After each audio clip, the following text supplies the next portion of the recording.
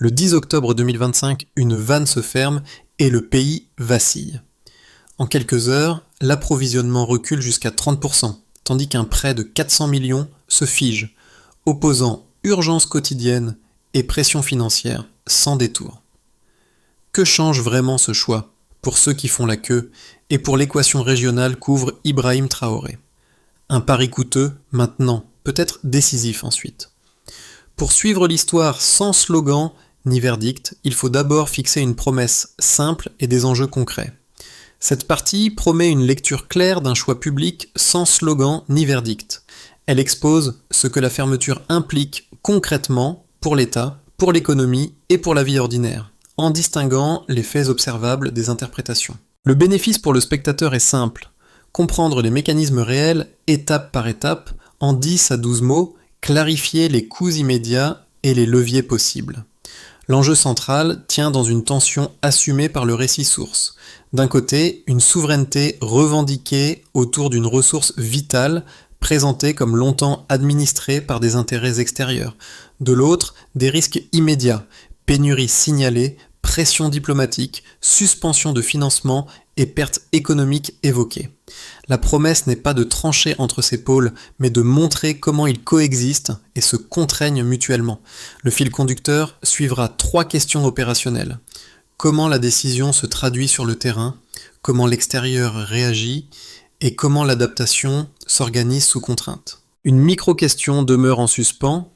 À quelles conditions un choc peut-il devenir un levier plutôt qu'une spirale? Voici maintenant ce que les premiers bilans mettent déjà en évidence, avant même toute stabilisation durable. 2 mois après la fermeture, un constat domine déjà le récit source. Dans certaines zones, l'approvisionnement en eau recule jusqu'à 30%, tandis qu'un prêt international de 400 millions de dollars reste suspendu. Ces 2 chiffres, placés côte à côte, résument la nature du choc. Une contrainte matérielle immédiate et une pression financière durable. Il ferme la première question ouverte plus tôt. Le coût n'est ni abstrait ni lointain, il est mesurable et présent. Pour comprendre comment on en arrive là, il faut revenir au 10 octobre 2025. La décision est appliquée sans préavis. La rivière Sahel est fermée, mettant fin à une gestion décrite comme étrangère et jugée stable jusque-là. En quelques heures, les canaux se figent et les flux se raréfient. Les premiers signaux remontent rapidement. Pénurie d'eau signalée à Ouagadougou, fil au point de distribution, tension sociale évoquée et inquiétude sanitaire qui monte quand l'eau manque, là où elle soutient tout le reste. Le contexte international s'enclenche presque simultanément. Le texte source décrit des réactions extérieures durcies, avec des critiques, des menaces de sanctions et la suspension d'un financement majeur par le FMI. Cette séquence place la décision dans un cadre plus large que le seul territoire national. Elle devient un message politique, interprété comme un test de souveraineté par les uns, comme une prise de risque par les autres. Ibrahim Traoré apparaît alors comme l'axe autour duquel se nouent ces lectures opposées, entre affirmation symbolique et contrainte logistique. Ce contexte n'est pas figé. Il évolue sous la pression de l'adaptation locale. Dans les zones rurales, le récit décrit des réponses plus organiques. Comités citoyens, irrigation manuelle, systèmes communautaires improvisés, puis diffusion progressive de solutions alternatives comme les pompes solaires et la collecte d'eau de pluie. Ces éléments n'effacent pas la baisse d'approvisionnement, mais ils expliquent comment la société tente d'absorber le choc. La mini-révélation est donc claire. La fermeture n'est pas seulement un geste politique, c'est un basculement qui force chaque échelle, locale comme internationale, à se repositionner en même temps. Pour sentir ce basculement, il suffit de suivre les personnes et les gestes qui reviennent jour après jour. À Ouagadougou, le premier repère n'est pas un discours officiel, mais une routine brisée. La journée commence plus tôt, par des sauts alignés et des allers-retours vers un point de distribution. L'attente s'étire puis se répète. Le récit source évoque des pénuries d'eau signalées, des tensions sociales et une pression sanitaire qui monte quand l'eau manque là où elle est la plus indispensable. Ici, l'impact précoce se mesure moins en déclaration qu'en gestes quotidiens. Stocker, rationner, prioriser. Dans les zones rurales, le regard se déplace vers un autre personnage collectif, le petit groupe qui improvise. Des comités citoyens se forment pour répartir l'eau de manière jugée plus équitable. L'irrigation devient manuelle, communautaire, parfois appuyée par des systèmes simples. Le texte décrit l'apparition progressive de solutions alternatives, comme les pompes solaires et la collecte d'eau de pluie. La productivité agricole est donnée en baisse dans certains passages, mais des récoltes seraient partiellement maintenues localement, au prix d'efforts supplémentaires et d'un temps de travail accru. En arrière-plan, une troisième figure traverse le récit, l'ingénieur et son équipe technique, escortés par l'armée. Leur mission est précise, sécuriser stations de contrôle, vannes et barrages, auditer des infrastructures fragilisées et tenter de maintenir un minimum de continuité. Ce détail installe une réalité politique concrète. La souveraineté se joue aussi dans la capacité à faire fonctionner, surveiller et réparer. Ces impacts précoces dessinent une même ligne. La décision se traduit immédiatement en organisation forcée avant toute stabilisation durable. La souveraineté commence par la gestion quotidienne. Il faut alors dérouler la chronologie parce que tout s'enchaîne plus vite que les correctifs. Avant le 10 octobre 2025, l'eau circule sous une gestion décrite comme étrangère et continue. Après le 10 octobre 2025, la fermeture de la rivière Sahel coupe net l'approvisionnement et fait basculer le pays en mode crise. La transition est brutale, sans phase tampon, et c'est cette absence de préavis qui structure toute la séquence suivante. L'activation commence à l'aube, la décision est appliquée immédiatement, les vannes se ferment, les canaux se figent, les flux se raréfient. En quelques heures, les premiers signaux apparaissent dans les villes. Pénurie d'eau signalée, fil au point de distribution, coupures répétées. La pression sanitaire est évoquée très tôt parce que l'eau manque là où elle soutient l'hygiène, les soins et l'alimentation. Le choc n'est pas progressif, il est simultané et il impose une réorganisation improvisée. Le climax médiatique suit presque instantanément. La nouvelle circule au-delà des frontières comme un avertissement. Les réactions extérieures se durcissent. Le texte source décrit des critiques ouvertes, des menaces de sanctions et un climat de tension diplomatique croissante. La décision est lue comme un symbole, retirer une ressource vitale d'une gestion étrangère. Cette lecture alimente un récit de confrontation où le geste est interprété soit comme une affirmation de souveraineté, soit comme une provocation risquée. Ibrahim Traoré se retrouve alors au centre de cette scène, non comme un commentateur, mais comme le point d'ancrage d'une séquence qui se déroule à plusieurs vitesses. La réplique financière arrive ensuite, plus lourde et plus lente. Le Fonds monétaire international suspend un prêt de 400 millions de dollars. Des entreprises étrangères opérant dans le pays interrompent des activités. Le récit évoque des pertes économiques à grande échelle liées aux arrêts, aux investissements gelés et aux perturbations logistiques. Les prix de certains produits de base montent fortement, ce qui ajoute une couche de contraintes pour les ménages déjà touchés par la pénurie d'eau. À ce stade, la crise n'est plus seulement hydraulique, elle devient économique et sociale.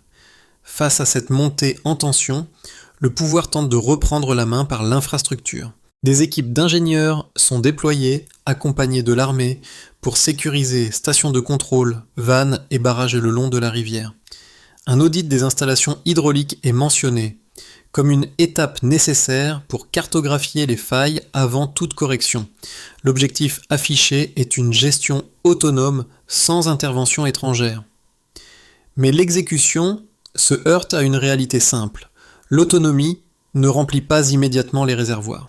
Pendant ce temps, sur le terrain, une autre chronologie se déploie. Dans les quartiers urbains, les fils deviennent une routine. Dans les zones rurales, des comités citoyens improvisent une distribution plus équitable et mettent en place des systèmes d'irrigation communautaire. Des solutions alternatives apparaissent progressivement, comme les pompes solaires et la collecte d'eau de pluie. Ces ajustements n'effacent pas la pénurie, mais ils limitent son aggravation. La ligne des événements révèle ainsi une dynamique claire. Un geste rapide déclenche une cascade de réactions plus lentes, dont les effets se superposent. La crise se propage plus vite que les correctifs. Pour ne pas se perdre dans les impressions, il faut ensuite revenir aux repères chiffrés et à ce qu'ils entraînent, du niveau de base au choc. Avant la fermeture, Le niveau de référence est décrit comme stable, puis la baisse atteint jusqu'à 30% dans certaines zones après le 10 octobre 2025. Ce glissement résume le passage d'un fonctionnement continu à une contrainte structurelle. Il ne s'agit pas seulement d'un volume manquant, mais d'un seuil franchi, à partir duquel chaque usage entre en concurrence avec les autres. Cette donnée ferme la deuxième question suspendue plus tôt. Le choc est suffisamment large pour se propager à toute l'organisation sociale. D'abord, il faut regarder l'eau elle-même.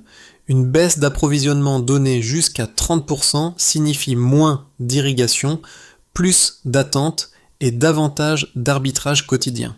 En milieu urbain, cela se traduit par des pénuries signalées, des files prolongées et une pression sanitaire accrue.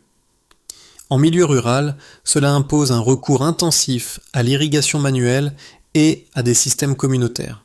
Une baisse de 30% force des choix permanents, parce que la demande ne recule pas au même rythme que l'offre. Ensuite, la contrainte devient financière. Le Fonds monétaire international suspend un prêt de 400 millions de dollars. Ce chiffre n'est pas seulement budgétaire, il agit comme un signal. Il indique un durcissement des relations extérieures et réduit la marge de manœuvre immédiate de l'État.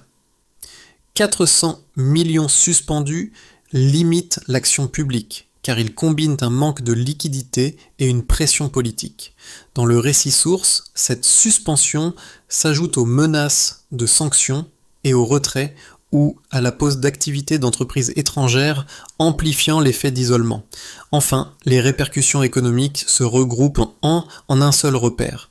Les pertes directes sont évoquées jusqu'à 1,5 milliard de dollars. Ce total rassemble plusieurs mécanismes: arrêt d'activité, investissement gelé, ralentissement industriel et perturbations logistiques. 1,5 milliard agrège des chocs dispersés, mais convergents, qui touchent l'emploi, les revenus et les prix. Le texte suggère aussi une chute de production industrielle sur quelques mois, indiquant une contraction rapide avant toute capacité de remplacement nationale. Ces trois mesures doivent être lues ensemble. La baisse d'eau agit comme déclencheur matériel, la suspension financière amplifie la contrainte politique. Les pertes économiques prolongent l'effet dans le temps. Pris isolément, chaque chiffre décrit un problème. Combinés, ils dessinent une trajectoire de tension durable où la correction est plus lente que la propagation. Face à ces données, le récit n'en reste pas à la fatalité. Il décrit des amortisseurs. Les comités citoyens, les systèmes communautaires, les pompes solaires et la collecte d'eau de pluie apparaissent comme des réponses concrètes, bien que partielles. Les équipes d'ingénieurs, escortées par l'armée, sécurisent stations de contrôle, vannes et barrages pour limiter les pertes supplémentaires. Ces actions ne compensent pas les chiffres, mais elles expliquent comment une société tente de ne pas être définie uniquement par eux. Ibrahim Traoré se situe à l'intersection de ces mesures. Il assume le passage du niveau de base au choc, tout en cherchant à contenir ses effets. Les données montrent que la décision a un coût mesurable, mais elle pose surtout une question opérationnelle. À quelle vitesse l'adaptation peut-elle rattraper la perte initiale ? À ce stade, le débat s'installe et il peut se défendre honnêtement dans les deux sens, à condition de ne pas minimiser les coûts. D'un côté, les défenseurs de la décision mettent en avant une souveraineté effective. Selon cette lecture, la fermeture met fin à une dépendance structurelle vis-à-vis d'acteurs étrangers qui administraient une ressource vitale. Reprendre le contrôle ne serait pas un geste symbolique, mais un préalable à toute négociation équilibrée.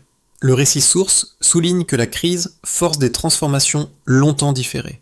Audit des infrastructures hydrauliques, sécurisation des stations de contrôle, des vannes et des barrages, formation d'expertise locale et diffusion de solutions alternatives comme les pompes solaires ou la collecte d'eau de pluie. Dans ce cadre, les coûts immédiats sont assumés comme un investissement politique. La pénurie n'est pas niée, mais considérée comme un passage obligé pour convertir un choc en capacité durable. De l'autre, les critiques insistent sur le risque d'emballement. La fermeture est décrite comme un pari à haut risque, susceptible d'aggraver inflation, pénurie et vulnérabilité sociale. Les éléments cités sont précis: baisse d'approvisionnement jusqu'à 30% dans certaines zones, pénurie signalée en milieu urbain, tension sociale, hausse des prix des produits de base, menace de sanctions et suspension d'un prêt de 400 millions de dollars. À cela s'ajoutent les retraits ou pause d'activités d'entreprises étrangères et des pertes économiques évoquées à grande échelle. Selon cette lecture, la souveraineté ne remplace pas instantanément les compétences, les pièces, l'énergie, ni les chaînes logistiques. Le symbole peut précéder la logistique, mais la logistique finit par dicter la politique.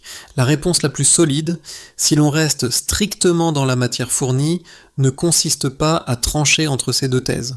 Elle tient à une condition mesurable, la vitesse et la cohérence de l'adaptation. Si la distribution se stabilise progressivement, si les infrastructures sécurisées réduisent les pertes, et si les solutions alternatives gagnent en couverture, alors le coût initial peut être contenu. A l'inverse, si la pénurie se prolonge et que l'isolement financier et économique s'intensifie, la décision glisse vers une spirale. Le débat n'oppose donc pas le principe à la prudence, mais le calendrier politique au calendrier matériel. La question centrale devient alors opérationnelle. Quels indicateurs permettent de savoir si l'adaptation rattrape réellement le choc? Et puis, au milieu du récit, un pivot apparaît, discret mais déterminant. L'isolement n'est plus total. 2 mois après la fermeture, le récit source décrit un déplacement discret mais décisif du centre de gravité. Le 10 décembre 2025, des négociations apparaissent avec le Mali et le Niger, présentés comme un soutien à une autonomie hydrique et à une coopération de partage. Ce point médian ne supprime ni la pénurie ni les pressions extérieures, mais il modifie la lecture de l'épisode. La fermeture cesse d'être uniquement un acte national sous contrainte. Elle devient un signal adressé à l'échelle régionale. Ce changement de perspective agit comme une révélation. Jusque-là, la décision était interprétée surtout en termes de coûts. Baisse d'approvisionnement, tensions sociales, suspension de financement, pertes économiques. Avec cette ouverture régionale, un autre levier apparaît. Si l'eau devient un objet de coordination entre voisins, alors le choc initial peut servir de base à une architecture nouvelle, même fragile. Le récit insiste sur cette idée, transformer une rupture en négociation. La pression internationale reste pourtant présente. Les critiques, les menaces de sanctions et l'isolement financier ne disparaissent pas. Mais ils ne sont plus le seul horizon stratégique. Ibrahim Traoré se retrouve au cœur de cette bascule, pris entre 2 impératifs simultanés. Tenir la distribution au quotidien et élargir le rapport de force au-delà des frontières. Cette révélation médiane n'offre pas une solution, elle offre une direction et donc un nouveau risque. La dépendance change de forme sans garantir encore sa solidité. À partir de là, les conséquences deviennent lisibles par groupe, avec des réalités différentes et des contraintes qui se répondent. Pour l'État, la première conséquence est une crise de continuité. La baisse d'approvisionnement donnée jusqu'à 30% dans certaines zones oblige à gérer l'urgence tout en maintenant une trajectoire politique. D'un côté, il faut répondre aux pénuries signalées, aux files urbaines et à la pression sanitaire. De l'autre, il faut reprendre la main techniquement, audit des infrastructures, sécurisation des stations de contrôle, des vannes et des barrages, et coordination d'équipes d'ingénieurs accompagnés par l'armée. À cette équation s'ajoute une contrainte financière lourde avec la suspension d'un prêt de 400 millions de dollars. L'État doit donc arbitrer en permanence entre stabiliser immédiatement et transformer structurellement, sans garantie que le temps politique corresponde au temps des réparations. Pour les entreprises, la conséquence est une rupture d'environnement. Le récit source évoque la suspension d'activité par des entreprises étrangères et des pertes économiques directes pouvant atteindre 1,5 milliard de dollars. Ces pertes se traduisent par des investissements gelés, des ralentissements industriels et des perturbations en logistique. Pour les acteurs locaux, la contrainte est double. L'eau devient plus rare et plus coûteuse en organisation, tandis que l'énergie et la demande deviennent incertaines. Même lorsque l'objectif affiché est une substitution nationale, la transition suppose des compétences et des financements qui sont fragilisés par l'isolement. Dans ce contexte, Ibrahim Traoré apparaît comme porteur d'une promesse de reconfiguration. Mais les entreprises vivent d'abord un resserrement concret. Pour les ménages, l'impact est immédiat et tangible. En milieu urbain, les pénuries d'eau signalées imposent des files, des horaires contraints et des arbitrages quotidiens. Les prix de certains produits de base augmentent nettement dans le récit, ce qui pèse sur des budgets déjà tendus. L'eau devient une fatigue, un temps perdu et un risque sanitaire accru quand l'hygiène et les soins sont affectés. Une partie de la population soutient la décision au nom de la souveraineté, tandis qu'une autre endure les coupures et l'incertitude. Le même événement produit ainsi deux expériences parallèles, fierté politique et vulnérabilité quotidienne. Pour l'équilibre régional, la conséquence est une recomposition prudente. L'ouverture décrite avec le Mali et le Niger au 10 décembre 2025 introduit une logique de coopération et de partage des ressources. Elle peut amortir l'isolement, mais elle crée aussi une dépendance nouvelle liée à la solidité de ces partenariats et à la capacité de coordination transfrontalière. La fermeture cesse d'être uniquement nationale, elle devient un test de coopération régionale. Ces quatre impacts convergent vers une même conclusion provisoire. Les coûts sont immédiats, les bénéfices restent conditionnels. Quand on se projette, trois trajectoires ressortent sans attribuer de probabilité, mais en explicitant des conditions. Si l'on retient une trajectoire centrale, elle reste tendue mais contenue. Les pénuries persistent par à-coups sans s'effondrer complètement. Les audits et la sécurisation des stations, des vannes et des barrages améliorent la lisibilité de la distribution, même si l'approvisionnement demeure inférieur dans certaines zones. Les solutions alternatives citées, comme les pompes solaires et la collecte d'eau de pluie, gagnent en couverture sans compenser totalement la baisse initiale. À l'extérieur, les pressions restent fortes, mais l'ouverture régionale évoquée avec le Mali et le Niger joue un rôle d'amortisseur. Si la distribution se stabilise et que la coopération tient, alors la crise cesse de s'aggraver au prix d'une économie sous contrainte prolongée. Dans une trajectoire plus favorable, la fermeture sert de déclencheur à une coordination plus solide. Les négociations régionales se traduisent en mécanismes opérationnels de partage et de gestion conjointe de l'eau. L'adaptation locale s'accélère, portée par des investissements ciblés dans les infrastructures et les alternatives énergétiques. La souveraineté ne se manifeste plus par l'isolement, mais par la capacité à fixer des règles communes et à capter davantage de valeur localement. Si les partenariats deviennent concrets et que l'innovation se diffuse, alors le choc initial se transforme en levier, même si les sacrifices initiaux ne sont pas effacés. Dans une trajectoire plus sombre, la dynamique s'inverse. Les pénuries s'intensifient, les pressions diplomatiques se durcissent, et l'accès au financement reste bloqué après la suspension du prêt international. Les retraites d'entreprises se prolongent, la contraction industrielle devient durable, et les tensions sociales s'accentuent. Les amortisseurs locaux montrent leurs limites face à une pénurie prolongée et à un isolement renforcé. Si l'adaptation ralentit et que l'isolement se durcit, alors la fermeture se transforme en verrou avec des coûts sociaux et économiques croissants. Ces trois trajectoires n'attribuent aucune probabilité. Elles décrivent des conditions. Une manière utile de raisonner consiste à poser des enchaînements simples. Si la distribution se stabilise et que les alliances se matérialisent, alors la souveraineté se consolide. Si la pénurie s'étend et que l'isolement persiste, alors le coût domine. La décision n'est donc pas figée dans son effet. Elle reste suspendue à des choix répétés et mesurables. Et parce que ces choix se traduisent dans la vie ordinaire, l'histoire revient à ce que chacun peut ressentir et organiser. Ce récit n'engage pas seulement des institutions, il oblige chacun à imaginer sa propre marge de manœuvre face à une pénurie. Quand l'approvisionnement recule dans certaines zones, la question devient intime. Qu'est-ce qui tient quand l'eau ne tient plus? Dans une ville où des pénuries sont signalées, l'eau cesse d'être un décor. Elle devient une décision répétée. Attendre, rationner, déplacer du temps et accepter que la santé, le travail et l'école se réorganisent autour d'une contrainte. La pression sanitaire évoquée n'est pas une abstraction. Elle se traduit par des gestes d'hygiène plus difficiles et par une fatigue qui s'accumule. Pour un agriculteur dépendant de l'irrigation, la pénurie n'est pas seulement une gêne, c'est un calendrier qui se dérègle.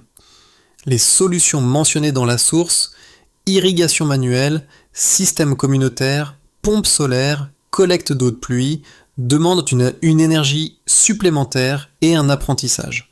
La résilience se mesure en heures de travail ajoutées, en solidarité exigée, en récolte partiellement sauvée au prix d'efforts continus. Cette victoire imparfaite ne supprime pas la contrainte, elle empêche seulement qu'elle devienne totale. Pour un petit entrepreneur, la contrainte se déplace vers l'incertitude. Eau, électricité, logistique, demande. Tout devient variable. Les pertes économiques évoquées et la suspension de financement se traduisent en décision de fermeture, en gel d'embauche, en renoncement. Dans ce contexte, 2 gestes simples apparaissent dans la matière fournie. S'organiser localement pour rendre la distribution plus équitable et demander de la transparence sur la gestion. Sans confiance, la pénurie se transforme en conflit. La suite, telle qu'elle est décrite, ressemble à une feuille de route faite de gestes concrets à suivre dans le temps. La source décrit une sortie de crise non pas comme un geste unique, mais comme une séquence de décisions coordonnées. En premier lieu, l'urgence consiste à sécuriser l'existant. Protéger les stations de contrôle, les vannes et les barrages permet de limiter les pertes supplémentaires et d'éviter des ruptures plus graves. Les équipes d'ingénieurs accompagnées par l'armée sont mentionnées comme déjà déployées avec un objectif simple, maintenir la continuité minimale sous contrainte. Le suivi se fait par des indicateurs concrets comme la réduction des coupures et la stabilité des points sensibles. Dans les semaines suivantes, l'effort consiste à auditer et à hiérarchiser. Un audit complet des infrastructures hydrauliques sert à cartographier les faiblesses et à prioriser les réparations. Il ne s'agit pas de moderniser tout à la fois, mais de choisir ce qui réduit le plus rapidement la pénurie. Les délais de remise en service et la progression des travaux deviennent alors des repères essentiels. Dans les mois qui suivent, l'enjeu devient de déployer des alternatives. Le texte évoque explicitement les pompes solaires, la collecte d'eau de pluie et les systèmes communautaires. Leur rôle n'est pas de remplacer immédiatement l'ancien modèle, mais d'augmenter la capacité locale sans dépendre d'opérateurs extérieurs. Le taux d'adoption et la couverture des zones rurales servent ici de mesure d'efficacité. En parallèle, une 4e étape concerne l'économie touchée. Des soutiens ciblés aux producteurs agricoles et aux petites entreprises visent à amortir le choc des perturbations et des retraits. Le maintien d'activité et l'accès aux biens essentiels deviennent des critères de réussite. Enfin, sur un horizon de 6 à 12 mois, la coopération régionale avec le Mali et le Niger doit être verrouillée par des mécanismes opérationnels. Ibrahim Traoré apparaît comme le garant politique de cette cohérence, à condition que la transparence et la formation d'expertise locale accompagnent chaque étape. Et l'histoire se referme comme elle avait commencé, sur une image simple, devenue un rappel. On revient à l'image la plus simple, celle qui ouvrait les impacts précoces, des seaux alignés et une file qui avance lentement. Au début, ce détail semblait n'être qu'un symptôme provisoire. Avec le temps, il devient un motif. Il raconte une société qui apprend à compter autrement, non plus seulement en argent ou en discours, mais en litres, en heures et en confiance partagée. La pénurie n'est plus un événement isolé. Elle s'inscrit dans les gestes répétés du quotidien. Le récit source insiste sur une fierté collective qui émerge malgré les coupures, les hausses de prix et la dureté des arbitrages. Des comités citoyens se forment, des systèmes improvisés circulent de quartier en quartier et des solutions modestes se transmettent. Rien de tout cela n'efface la pression internationale ni les coûts économiques évoqués. Mais cela construit une continuité minimale, une capacité à tenir quand l'extérieur exige un recul immédiat. Ibrahim Traoré apparaît alors moins comme un symbole figé que comme un point de tension vivant. Il incarne la ligne politique mais aussi la contrainte logistique qui ne disparaît jamais derrière le mot « souveraineté ». Le rappel est clair et sans emphase, la souveraineté demande une gestion, pas seulement un geste.